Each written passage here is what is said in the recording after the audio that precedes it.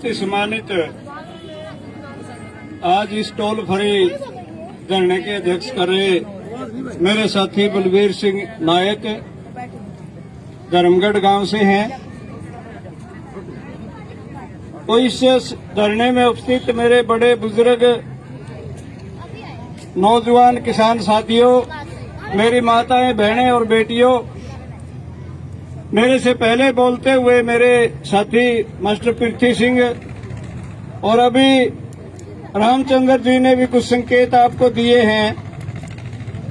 यह बात दोहराते रहेंगे आप बार बार। कितने गांवों में कमेटी बनी, लिस्ट बहुत थोड़ी आई है अभी तक, बन तो बहुत गई होंगी। आपने यह रूटीन मान रखिया, अपना काम का काम आपने करो लिया।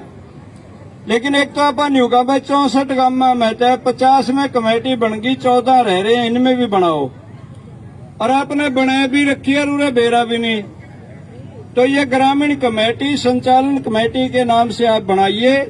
इसमें किसी यूनियन का रोल नहीं, यूनियन के आदमी हो सकते हैं, क्योंकि कई यूनियन अपने और सबने हमने ये तय कर लिया कि कोई विवाद नहीं होगा। किसी का झंडा लाओ, किसी का डंडा उठाओ, किसी का नाम लो, किसी का बैनर लाओ, सारे अपने हैं, कोई भी जानना नहीं। तो इसलिए कमेटियां चाहे उनमें स्वतंत्र रूप से गांव में यूनियन का पदाधिकारी हो या ना हो तो भी बनाओ। एक तो ये अपील थी।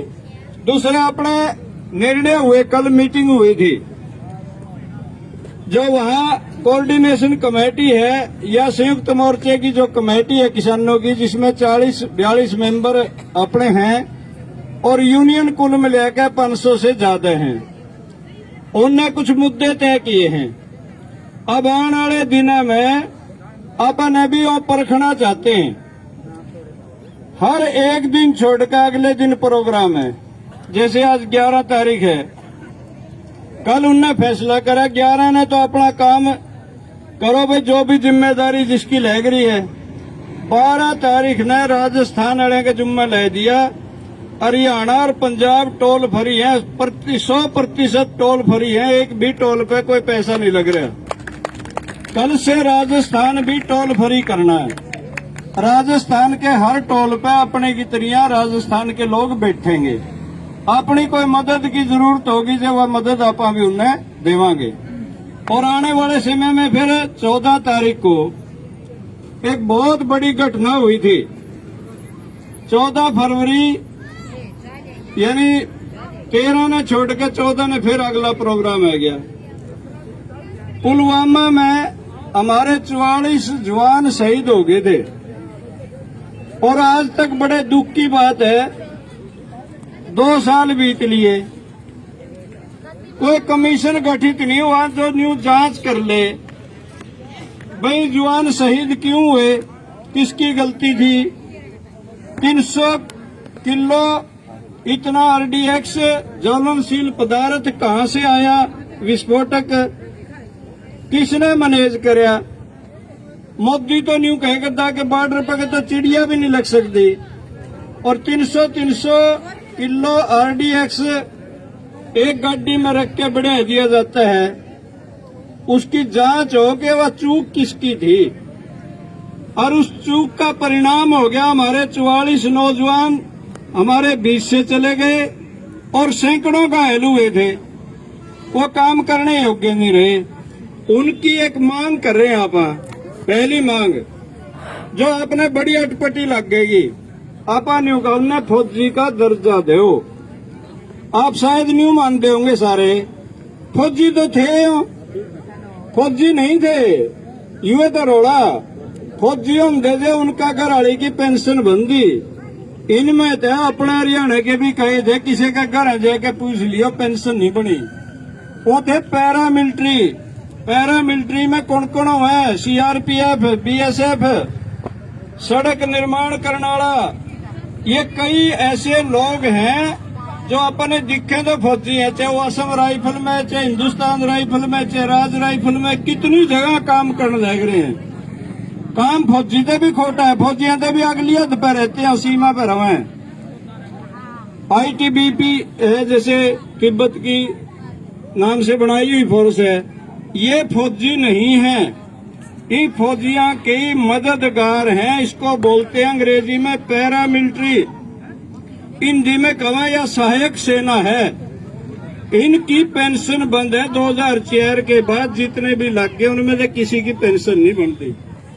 तो पहली मांग तो आप यही करते हैं, फौजी का दर्जा दो। जो फौजी का दर्जा मिल जाए तो सारे लाभ मिल जाएंगे जो फौजी नहीं मिले। दूसरी मांग आप ये करते हैं कि ये कमीशन बैठ कर जांच करे या चूक किस पर रही। और तीसरी मांग ये करते हैं कि उनका घर में कम से कम एक सदस्य को नौकरी होनी चाहिए, कि उसका भाई बंधु ने मिले, घरवाली ने मिले, कोई भी एक सदस्य नौकरी पर जाना चाहिए। चूक रह रही अभी 2 साल बीत गए, सरकार ने कुछ ज्यादा कराया नहीं।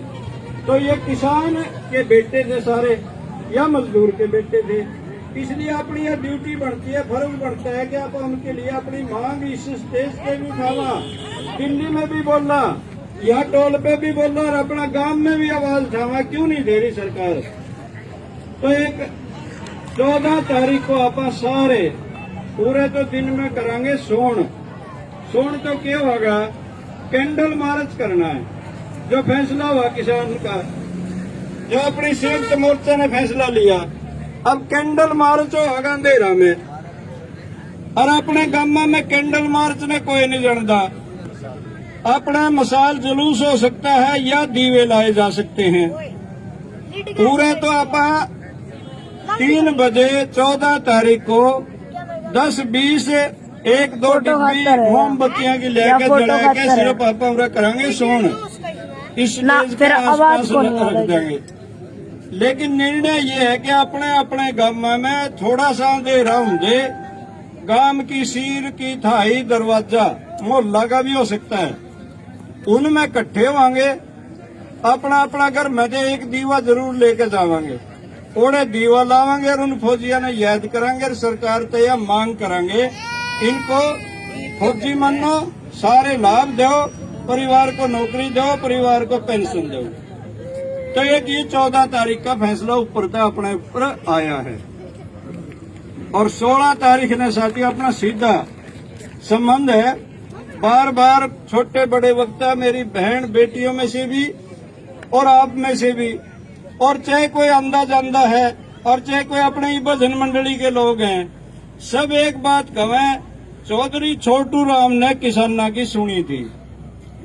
और चौधरी छोटू राम की जयंती, क्योंकि जमाना इसे था, हमने भी नहीं बेरा हम किस दिन जन्मे थे, स्कूल में जाकर क्या नहीं हुआ, फोगण में जन्मा था, 1 मार्च लिख दी, बेरा नहीं 10 मार्च ने जन्मे थे, पता नहीं 28 मतलब 25-26 फरवरी में जन्मे थे, लेकिन एक मोटा अंदाजा था।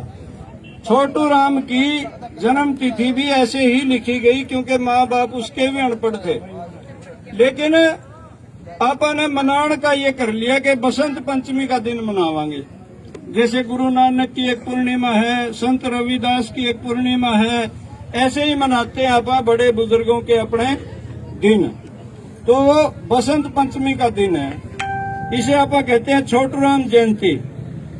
और वो किसाना का इतना बड़ा मसीहा, और बसंत पंचमी ना आप उरे बैठा और उसने याद नहीं करा, तो पूरे देश का, केवल हरियाणा पंजाब नहीं, पूरे हिंदुस्तान के किसान ने ये 16 तारीख मनाने का प्रण किया।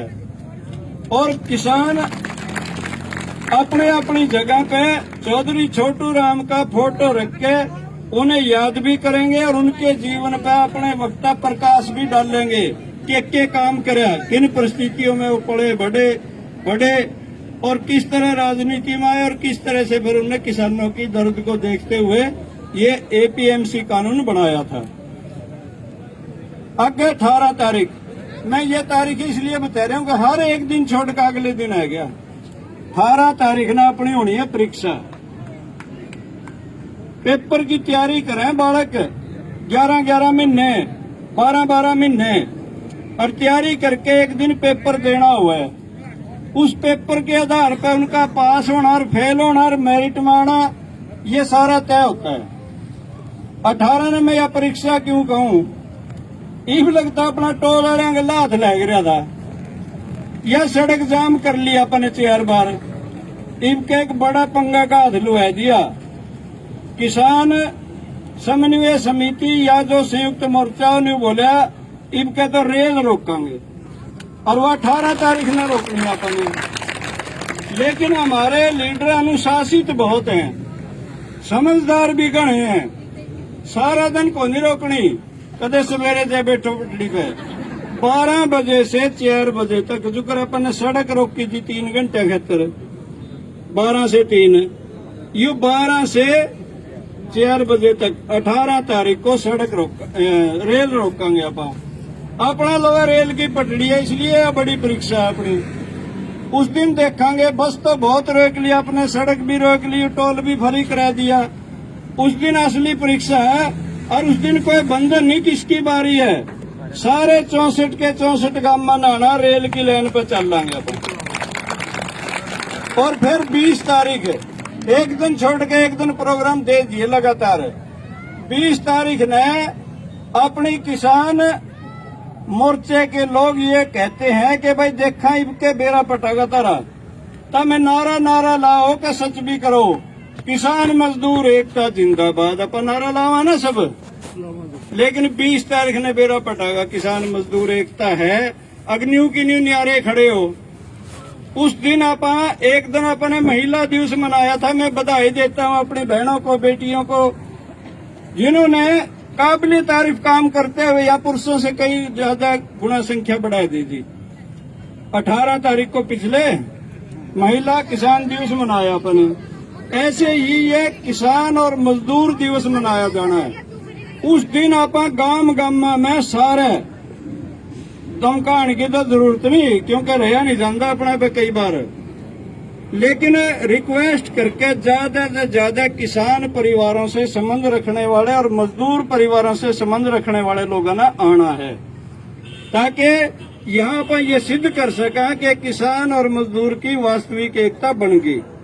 तो ये 20 तारीख तक के प्रोग्राम अपना पाएंगे, आपके बीच बताना था। और संक्षिप्त बातचीत में अपनी भी रखूंगा, कोई नई बात नहीं मैं रख रहा, सिर्फ अपने कुछ नारे हैं जिनकी मैं व्याख्या करूंगा। 5 मिनट से भी कम टाइम लेने की कोशिश करूंगा। रामचंद्र दिक्कत तो नहीं। पहला नारा क्या बोलते हैं अपन? किसान एकता जिंदाबाद। बोला ना, इसका क्या अर्थ है? इसका मतलब है लोग आप एक हो नहीं रहे थे, इसलिए नारा लावा कि एक हो लो। और बड़ी खुशी है इस बात की, पहली बार हरियाणा, पंजाब, राजस्थान और पश्चिमी उत्तर प्रदेश के किसान एक हो गए। सब ने अपनी यूनियना को भूल दिया। नहीं तो यू कंपटीशन रहे करता, हमें लाल झंडा तले नहीं खड़े होंगे, हम हरा तले नहीं खड़े होंगे, हम धोला तले नहीं खड़े होंगे, हम लीला नहीं लिंदे, हम पीला नहीं लिंदे। अब कोई झंडा कोई डंडा, इसका मतलब किसान एकता बन गई। अगला अपन नारा बोलना है, मजदूर किसान एकता जिंदाबाद। वो बेरा पटागा 18 तारीख ने। उस दिन आप इस नारे ने सार्थक बोलना है कि नहीं बोलना, केवल कवा है। मजदूरा गल एकता बनानी पड़ेगी, नारे रोज लो आवा, असलियत में दिखाना पड़ेगा। तो इसका अर्थ ये हो गया भाई मैं अपना जो मजदूर और किसान है। फिर अगला इसी नारा में जोड़ा, कई बार बोले करूं मैं, तीसरा शब्द में फिर मजदूर किसान महिला एकता जिंदाबाद। इसका मतलब है महिलाओं को अपना अभी तक किसान नहीं मानना, ये न्यारा वर्ग है। जिस दिन किसान हो जाएंगी, इनका नाम भी जमीन जायदाद हो जाएगी, घर में इनकी चौधर अपने के बराबर हो जाएगी। न्यू नहीं कंधे सारी इन्हें दे दो, लेकिन बराबर की तो दे दो। और नहीं दोगे तो कद खोसेंगे। वो कहल देख लिया होगा, वो सच्चा खेड़ा क्या नाम था इसका, होशियार संतोष होशियार सिंह ने कहा तो लड़के लेंगी, टाइम लेंगी मैं, जो नहीं दोगे तो कद लेंगी। तो अच्छी बात यह है कि उन्हें भी किसान का दर्जा दे दो और वह एकता बढ़ानी जरूरी है। फिर इन्हीं नारे में आपा बोलना है, मजदूर किसान छात्र नौजवान एकता जिंदाबाद। या इसका मतलब है पढ़ने वाले अपने गले लागे नहीं लाने हैं, और जो पढ़ लिए और नौजवान कोई न कोई हल्ला कर रहे हैं, चाहे घर बेले बैठे हैं, चाहे वो खेती कर रहे हैं, उन नौजवान ने ना अपने गले जुड़ना अपने। इन नारियां का सीधा सीधा अर्थ वही केवल बोलन खातर नहीं होंगे। कदे नहीं सोचा ही ब्याह में कहे करे बटे उन्हें गैल क्वेश्चन लग देना और एक रोटी फालतू खाए जे करता अलबेल बरगा तो जरूर खाए जे करता पहला ई बड़े तो करा सरमाया दे हो। तो यह कहन की बात को नहीं करण की है वास्तव में। तो इसलिए ये नारा हमारा सार्थक। फिर एक बहुत ही महत्वपूर्ण नारा है, शहीद आजम भगत सिंह ने दिया था वो नारा है इनकलाब जिंदाबाद। इनकलाब जिंदाबाद का अर्थ है कि यह दुनिया बदलनी है, और दुनिया बदलनी है तो व्यवस्था बदलनी है। और व्यवस्था में क्या चाहता था भगत सिंह? शहीद आजम क्यों कहा आपस ने? क्या राजगुरु सुखदेव उसी जगह पे फांसी नहीं चढ़े थे? शहीद तो हम भी हुए थे, लेकिन उसको शहीद आजम क्यों कहा?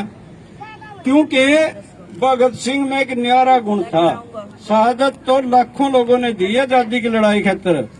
और लिखे बहुत करता, पढ़े बहुत करता, और जो करे डॉक्टर रामचंद्र भी कह रहे थे ना बार बार पढ़े करो और पढ़ना छोड़ दिया। बड़का ने भी छोड़ दिया, तो फोन में रह गए। मुंशी प्रेमचंद ने कोई नहीं पढ़ता, शहीद आजम भगत सिंह की लिखा किताबा ने कोई नहीं पढ़ता। पढ़ो। और ये महसूस करते हुए उन्होंने बहुत चीजें लिखी। इस नारा में क्या कह रहे हो? इनकलाब जिंदाबाद के साथ इस नारे को बढ़ा देते हैं। इनकलाब इनकलाब इनकलाब।